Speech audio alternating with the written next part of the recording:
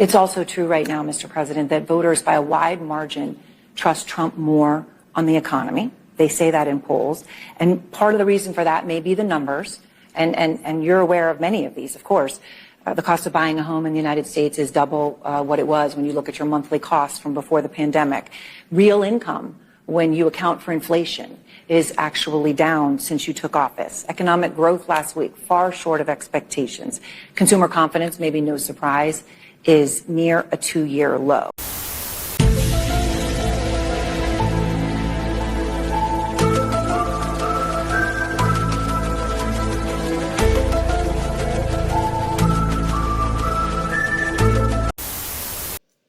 Well, so there you go. Biden is stunned, and yes, he does have a bit of a retort, but it's not really true. And I didn't show that yet, but I'll show you his retort, and it's about as weak as his brain right now. And is that his fault? No. He's old, and his tends to happen to certain people. They just lose their minds. And yes, even an evil, corrupt mind, yes, it loses its way. So let's take a look at this. Yes, look at his face. Biden's stunned and furious, of course, because Biden has an intense ego. And that's the thing. Even if people I've noticed, even though he's lost his brain completely, he's not lucid at all. I mean, he's a total husk. Even when people have lost their minds like this, they still retain their ego, I've noticed, because he still gets pissed off. And you want to fight me? You know, he talks about going at it with Trump. He's like, I'm going to take you behind the woodshed and whoop you. You know, he says strange things like that, or dog-faced pony soldier, which seems a little more like that's a nostalgic thing for him, something he grew up saying as a kid. We don't really say that anymore in America, but fine, whatever. I get it. I know what he's saying. But anyway, President Biden and Vice President Harris, as it says here, have been busy trying to convince Americans the economy is doing great thanks to Bidenomics. Remember, Bidenomics is the collapse. It is the literal collapse of the U.S. economy. This has nothing to do with, it's all complete gaslighting, and it's very badly done. It's about collapsing the U.S. economy. That's the whole deliberate plan and intent. A branding effort they're employing far less these days, yeah. And it's the same type of gaslighting as the Inflation Reduction Act. Have you seen inflation reduced? No, I haven't. Okay, so that Inflation Reduction Act, that's supposed to make you go, oh, look what the good they're doing. And it's full of giving money to other countries. Okay, it has nothing to do with reducing anything. So, except our pocketbooks. Harris, having solved all the problems at the border she was put in charge of 3 years ago. Remember that? All the work she did? She didn't do anything, did she? She did nothing. Okay. I've never seen such a dereliction of duty as with these folks, the Biden regime. She was put in charge of this 3 years ago. She's now going around on a gaslighting tour. She says here, VP Kamala Harris, to grow our economy, we must invest in the ambition and aspiration of the American people. Bureaucrat, global speak. I launched my nationwide economic opportunity tour to make sure entrepreneurs have the information to start and grow their small business, while at the same time, they are pushing forth a budget proposal that will crush small businesses, absolutely crush them. This is related to capital gains tax and and unrealized gains as well. So this is a lie. An economic opportunity tour, great. Why are we assuming things are about to get worse?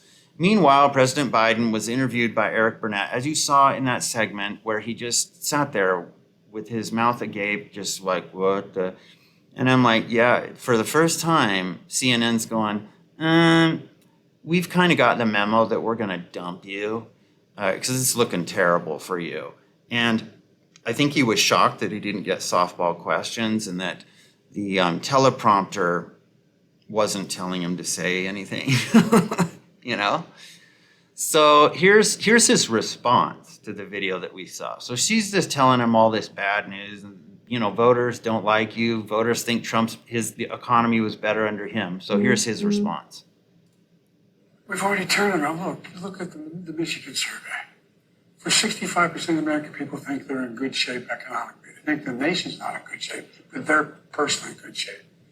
The polling data has been wrong all along. Okay. Well, so he's referring to the Michigan data, and that 65%, if you couldn't hear him, it's very hard to hear him now in his age, but 65% of people think they're personally, financially, they're doing okay. And, but he did admit to some, he says the nation's not doing okay, but 65% of people said their pocketbook's okay, essentially that. And I'm like, I don't believe that. So people have said they must not follow him, they must not show him these polls, which they don't show him these polls. Let's take a look at this. Okay, this will shows it pretty clearly outright what's going on here. These polls right here. Trust more to handle among adults. Immigration, 17% more people trust Trump. Economy, 14%. Crime and safety, 8%. Protecting democracy, even. Healthcare, 5%. And abortion, 12%. So, yeah, and this is CBS, too. This is a lefty outlet, even saying this. So even with these skewed polls and stuff that they still have, Trump's still beating them big time on the most important subjects right now: immigration, economy, crime, and safety. So let's see, Biden's either lying or really believes everything's going great, because that's what his staff tells him. Yes, of course they do. They have to. They tell him a bunch of stuff, a bunch of lies themselves, and then tell him go on vacation and don't do any press conferences ever at all. This is why they don't let him out. And then we'll go ahead and run the country, okay?